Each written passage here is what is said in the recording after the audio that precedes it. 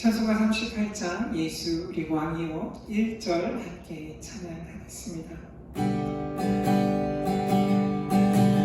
예수 우리 왕이요 이곳에 오셔서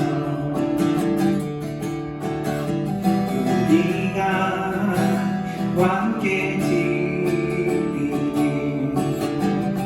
영광을 받아 주소서. 우리는 주님의 백성, 주님은 우리 왕이라. 왕이신 예수님 오셔서 찾아가사 다스리소서. 예수 우리 왕이여, 예수 우리 왕이여 이곳에 오셔서 우리가 왕께 드리니 영광을 받아 주소서. 우리는 주님의 백성, 주님은 우리 왕이라. 왕이신 예수님 오셔서 찾아가사 다스리소서. 우리는 주님의 백성, 주님은 우리 왕이라. 왕이신 예수님 오셔서 찾아가사 다스리소서. 아멘. 함께 기도드리겠습니다.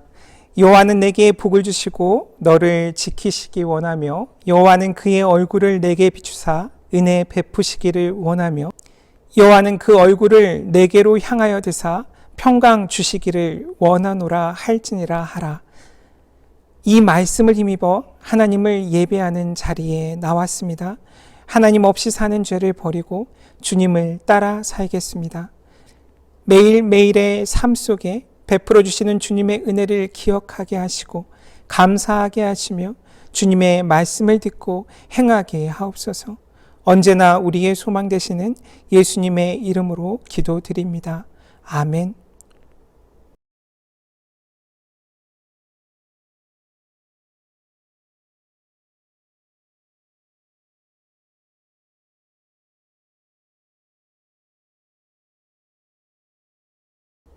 오늘은 성령 강림 후 12번째 주일입니다.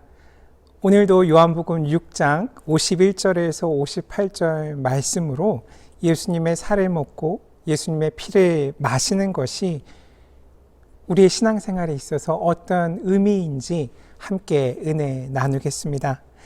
지난주 말씀과 겹치는 51절에서 예수님께서는 나는 하늘에서 내려온 살아있는 떡이니 사람이 이 떡을 먹으면 영생하리라. 내가 줄 떡은 곧 세상의 생명을 위한 내 살이니라 하시니라 하고 유대인들에게 말씀하시죠. 이 말씀을 들은 유대인들은 서로 다투어 이르되 이 사람이 어찌 능히 자기 살을 우리에게 주어 먹게 하겠느냐라고 묻고 있죠. 이에 53절에서 예수님께서는 인자의 살을 먹지 아니하고 인자의 피를 마시지 아니하면 너희 속에 생명이 없다고 말씀하십니다. 예수님의 살을 먹고 피를 마시는 자만이 영생을 가지게 되고 마지막 날에 예수님께서 그들을 다시 살리시겠다고 약속하십니다. 예수님의 살을 먹고 피를 마시는 자는 예수님 안에 거하고 예수님도 그의 안에 거하신다는 말씀이십니다. 우선 이 말씀은 유대인들의 기대를 깨고 생각을 변화시키는 놀라운 이야기입니다. 유대인들이 예수님의 살과 피를 먹고 마시는 것을 만약 문자적으로만 접근하여 이해하고 있다면 그들이 받아들이기에 너무도 이상한 이야기일 것입니다. 마치 이교도들이나 하는 입에 담기에도 끔찍한 이야기일 것입니다. 더 중요한 것은 그들이 기대하던 메시아와는 다른 이야기를 예수님께서 하고 계시다는 것이죠. 승리의 메시아, 메시아가 싸워서 쟁취하는 나라를 기대하고 있던 그들에게 메시아가 죽는다고 하니 그들은 이해할 수 없었던 것이죠. 얼마 전 제32회 도쿄 비장애인 올림픽이 끝났죠. 오는 24일부터는 2020 도쿄 패럴림픽이 9월 5일까지 열릴 예정입니다. 이번 올림픽에서 우리나라가 종합 16위의 성적을 거두었죠. 금메달 6개, 은메달 4개, 동메달 10개의 성적을 거두었는데 신문에 이런 만평이 등장할 정도로 지금이 변화되었구나. 지금 변화된 시대를 우리가 살고 있구나를 느꼈어요. 보시는 것과 같이 이 만평은 젖잘싸, 졌지만 잘 싸웠다라는 이 짧은 문구로 이해할 수 있죠. 제가 기억하는 올림픽, 그 올림픽은 승리의 올림픽이에요. 1등만 주목하고 1등에게만 박수 쳐주는. 그래서 은메달이나 동메달을 딴 선수들이 국민 앞에서 흐느껴 울면서 죄송하다고 말하는 그런 장면들이 기억나요. 이번 올림픽에 참가한 우리나라 선수들은 그때와 변화된 걸 느꼈어요. 은메달, 동메달, 특히 아쉽게 메달을 따지 못한 4위 선수들, 그 선수들도 올림픽 자체 그리고 자신이 참여한 종목 자체를 즐기는 모습을 우리가 목격했고 그 모습을 통해서 우리가 감동했었잖아요. 이기는 편이 좋지만 이기는 편이 꼭 우리 편이 아니어도 우리 편이 진다 하더라도 그 과정, 그 내용, 그 선수들이 노력하는 그 이야기들을 우리가 듣기 시작했던 것이죠. 그래서 지더라도 우리 편이고 지속적인 응원을 하는 그런 문화가 이번 올림픽을 통해 형성된 것 같더라고요. 오늘 말씀의 유대인들도 같죠. 1등만 기억하고 1등에게만 박수 쳐주던 우리의 모습을 보는 것 같아요. 세상의 1등으로 금메달을 받기 위해 오신 메시아를 그들은 기대하고 있었죠. 물론 이사야 53장을 보면 고난받는 종이 백성들의 죄를 담당하게 될 것이라는 약속이 담겨 있지만 그들은 그것을 중요하게 여기지 않았던 것이죠. 그 말씀에 담긴 의미를 깨닫지 못했던 것이죠. 제자들조차 예수님의 고난을 완전히 이해하지 못하고 있음을 복음서 곳곳에서 발견할 수 있잖아요. 결국 제자들도 예수님의 십자가 사건과 부활 사건을 경험하고 나서야 그 말씀이 무엇인지, 예수님께서 십자가를 지신 의미가 무엇인지, 부활하신 이유가 무엇인지 이해할 수 있었던 것이죠.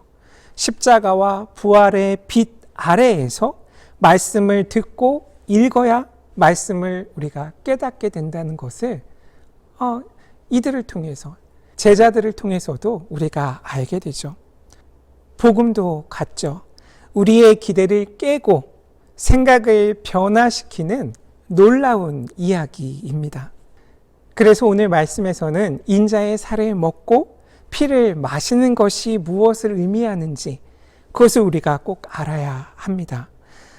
먼저 인자의 살과 피를 먹고 마시는 것은 예수님을 믿는 것, 하나님의 일을 믿는 것, 예수님의 십자가 사건과 부활 사건을 믿는 것입니다. 예수님과 우리의 차이는 우리는 먹기 위해 살고 예수님은 우리를 먹이기 위해, 적절한 표현일지 모르겠지만 오늘 말씀에 따르자면 예수님은 우리에게 먹히시기 위해 사신 분이죠. 인자의 살을 먹고 피를 마시는 것, 이것이 바로 믿음이며 이것이 생명이고 이것이 영생이라고 오늘 말씀은 우리에게 증언합니다. 그리고 인자의 살을 먹고 피를 마시는 것은 57절에 증언된 것과 같이 그리스도와의 연합을 이야기합니다. 아버지와 아들의 관계에 같이 친밀한 연합을 이루는 것. 우리 삶 속에서 그리스도의 십자가와 부활 사건에 참여하는 것을 의미하죠. 이 연합의 대표적인 표현이 56절에 나와 있어요. 거하다라는 표현입니다. 거하는 자들, 연합하는 자들, 즉 제자들은 거하는 사람들입니다.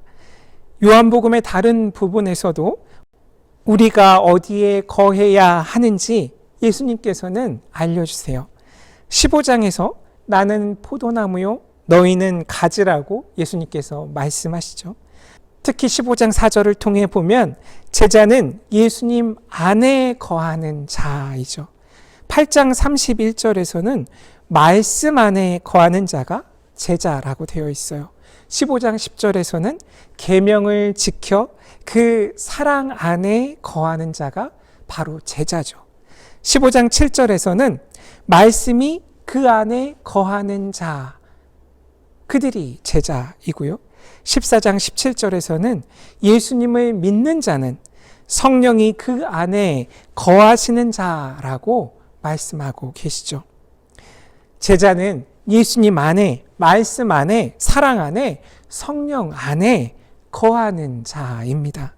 이것이 예수 그리스도와의 연합이에요.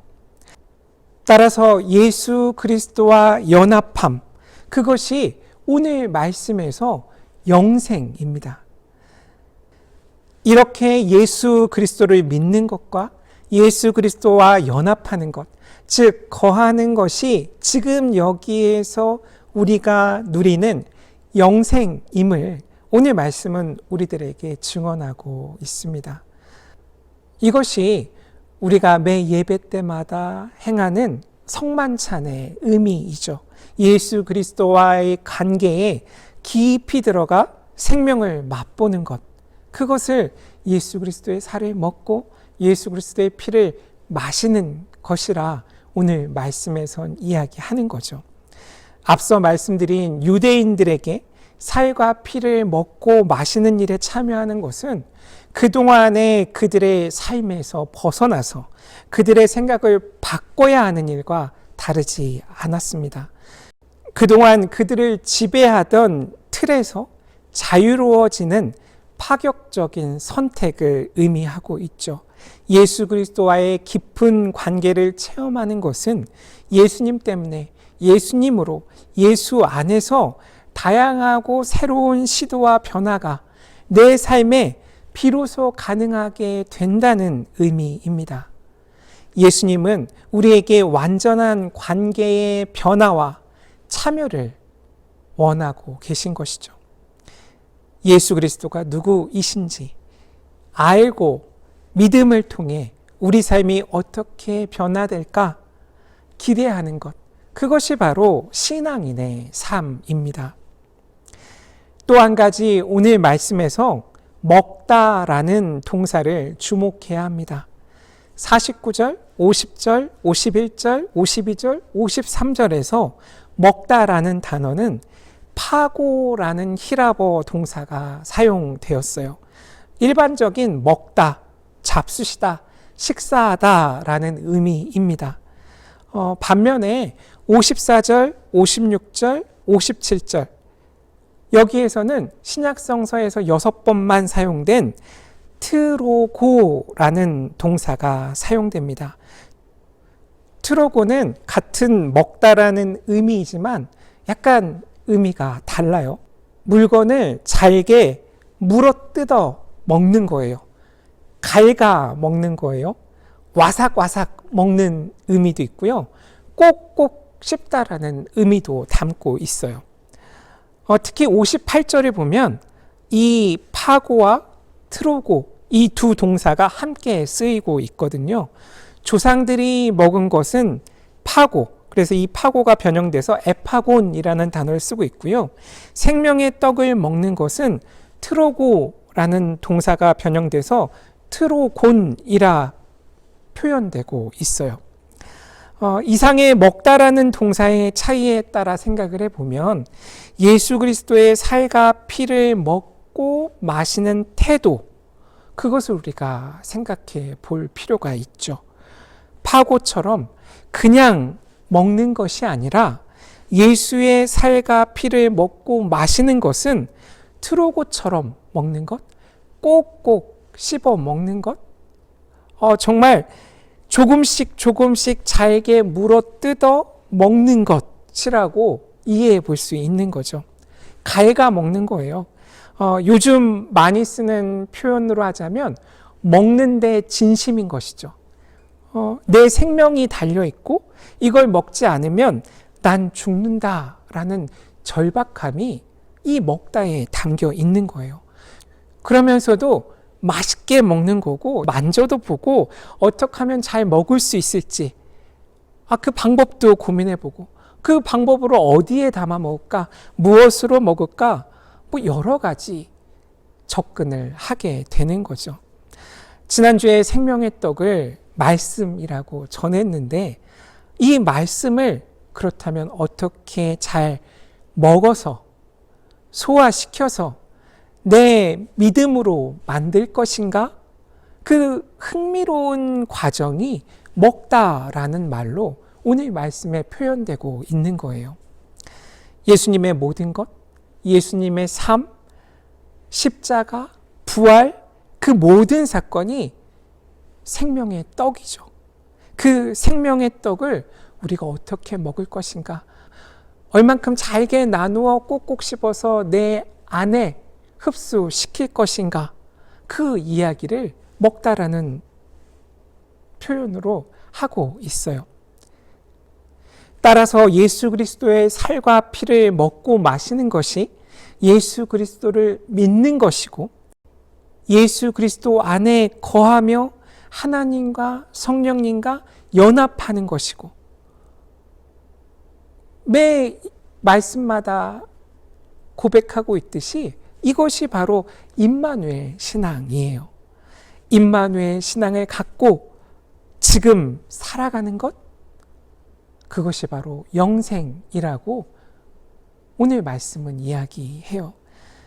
마지막으로 요한복음 6장에서 만나 사건들이 계속 등장하는데 이 만나 사건은 사실 죄가 무엇인지 그것을 우리에게 말하고 있어요. 죄는 무엇일까요? 저는 하나님과 분리된 삶이 죄라고 고백해요. 하나님께서 이 세상을 사랑하셔서 독생자를 주신 이유가 바로 죄에서 우리를 떨어뜨리시려고 분리시키시기 위함이다라고 저는 고백해요.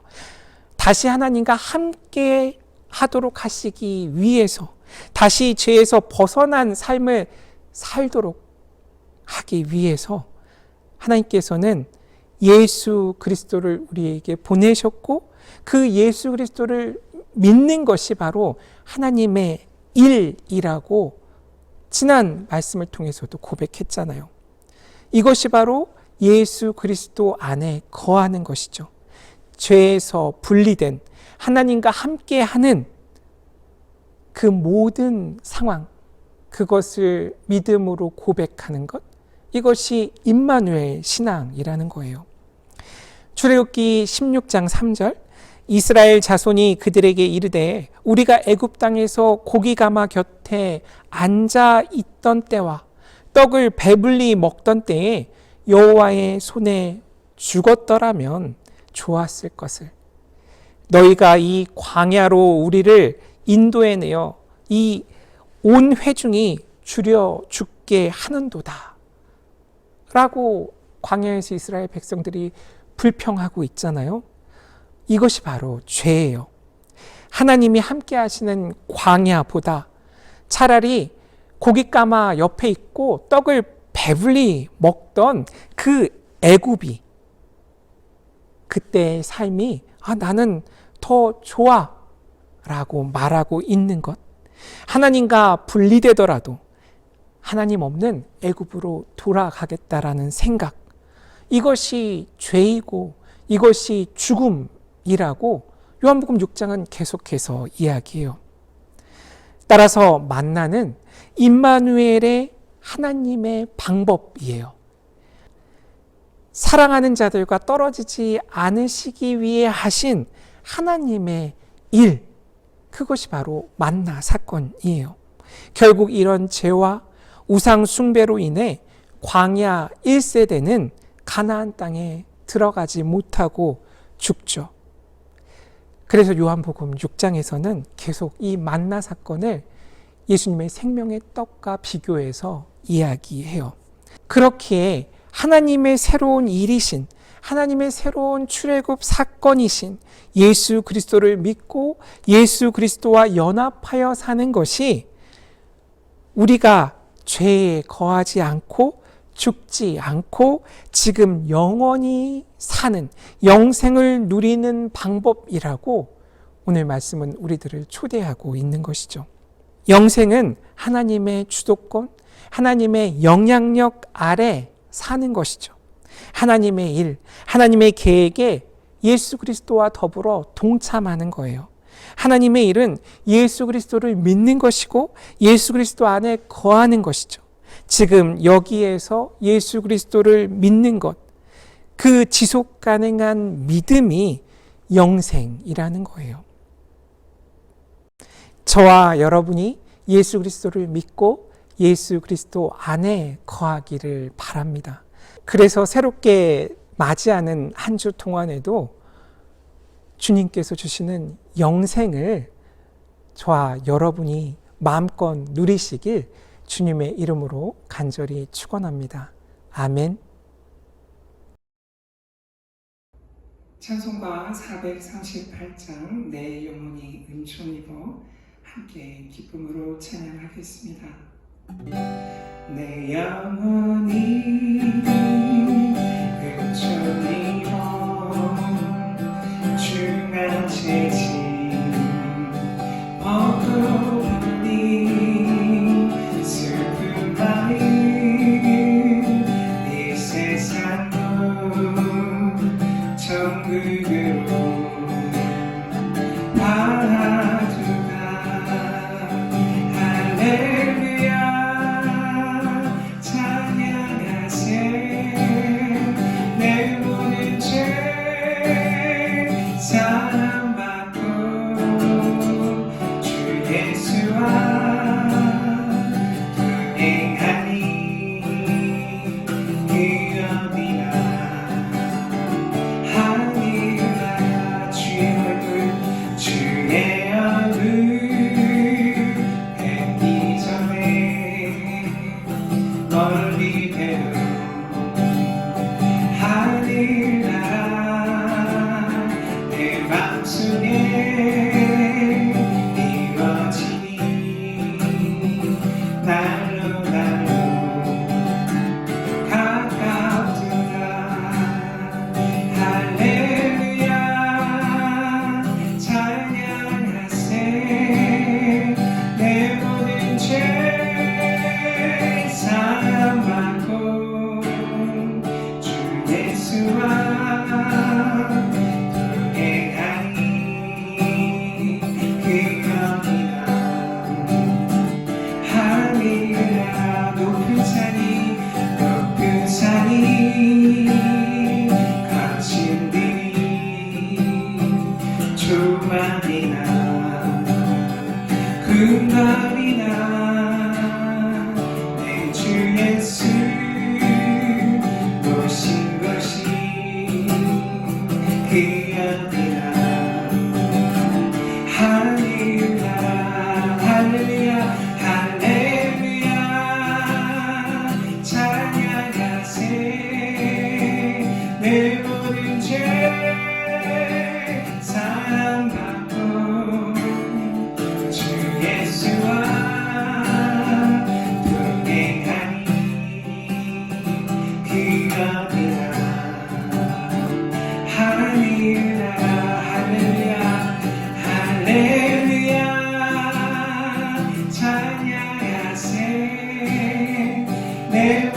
죄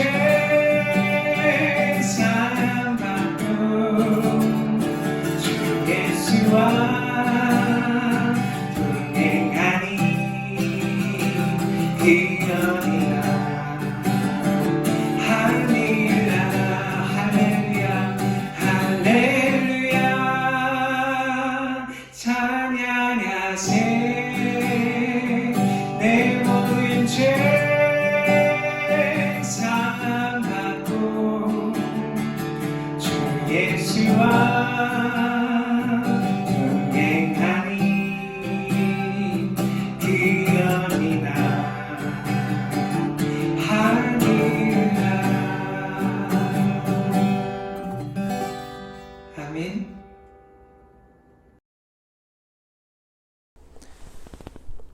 측량할 수 없는 큰 사랑으로 우리를 사랑해 주시는 하나님의 사랑과 우리를 구원하시기 위해 십자가의 고난을 감당하신 예수 그리스도의 은혜와 고난의 자리가 구원의 자리임을 깨닫게 하시는 성령님의 동행하심이 함께 예배드리는 모든 이 위에 이제부터 영원히 함께 하시기를 간절히 축원하옵나이다. 아멘.